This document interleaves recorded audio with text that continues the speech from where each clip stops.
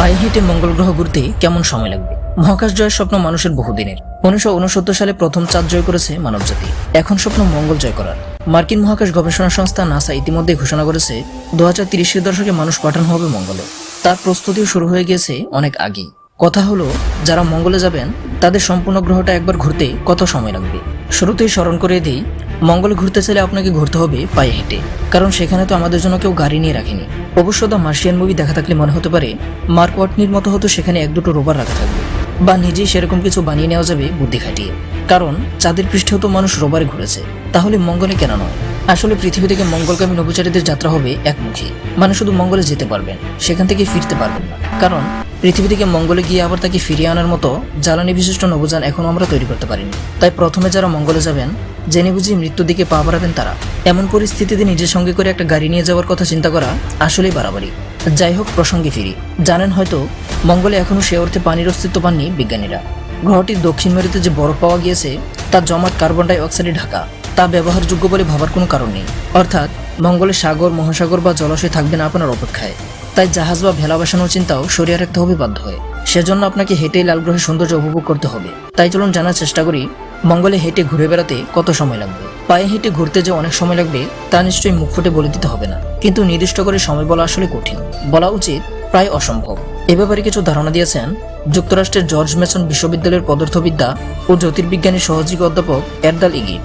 তিনি বলেন, মঙ্গলে হাঁটার সময় নির্ধারণ করতে আমাদের দুটি বিষয় পরিমাপ করতে হবে: নভোচারীর ব্যাগ কত এবং প্রতিদিন সে কতটুকু হাঁটতে পারে। কিন্তু এই দুটি বিষয়ের কোনোটি আপনি জোর দিয়ে নিশ্চিত করে বলতে পারবেন না, কারণ প্রতিটি মানুষের চলার ব্যাগ ও কাজের ক্ষমতা ভিন্ন।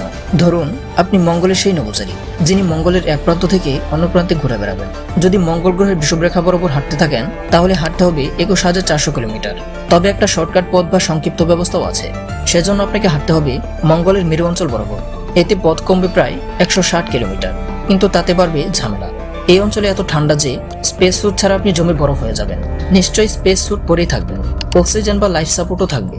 তবে সামান্য খোঁচা লেগে বা কোনোভাবে যদি স্যুট খানিকটা ফেটে যায়, সে কথা মাথায় রেখে ভাবুন তো, -125 ডিগ্রি সেলসিয়াস ঠান্ডার মধ্যে হেঁটে যাওয়া কি কোনো বুদ্ধিমানের কাজ হবে? কথায় আছে, সুপথের ঘোরাও ভালো। এখন মনে করুন আপনার গতি ঘন্টায় 5 কিলোমিটার। পৃথিবীতে মানুষ আসলেই করে এই বেগে হাঁটতে পারে, কিন্তু মঙ্গলে হাঁটার গতিটি এরকম হবে না, কারণ গ্রহটির মহাকর্ষ বল পৃথিবীর চেয়ে কম, পৃথিবীর প্রায় 40%।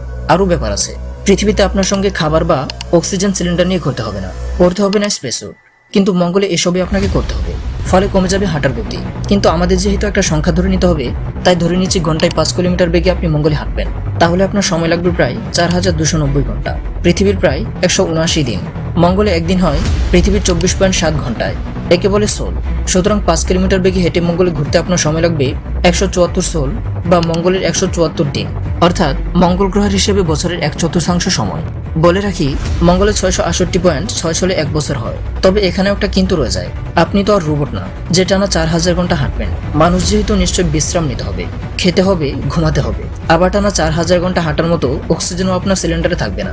ফলে অবশ্যই আপনাকে মাঝখানে থামতে হবে। ধরে নিই আপনি প্রতি রাতে 8 ঘন্টা ঘুমাবেন। প্রতিদিন যে পরিমাণ হাঁটবেন তাতে রাতে 8 ঘন্টার কম ঘুমালে চলবে না। মোট ঘুমে আপনার আরো 56 সোল চলে যাবে। বোঝার সুবিধাতে মঙ্গলের সোলকে আমরা দিন বলবো। এবার ধরে নিচ্ছি প্রতিদিন খাওয়া, বিশ্রাম, পোশাক পরিবর্তন এবং নিজেকে পরিষ্কার রাখা ও যাবতীয় কাজের জন্য প্রতিদিন আরো 5 ঘন্টা করে ব্যয় করবেন। তাতে যাবে মোট 30 বা 35 দিন। তাহলে সব মিলে আপনার সময় লাগবে মঙ্গলের হিসাবে 265 দিন। তো বন্ধুরা, ভিডিওটি যদি সামান্য পরিমাণ ইনফরমেটিভ মনে হয়ে থাকে, তাহলে চ্যানেলটি সাবস্ক্রাইব করে বেল আইকনটি প্রেস করে রাখুন।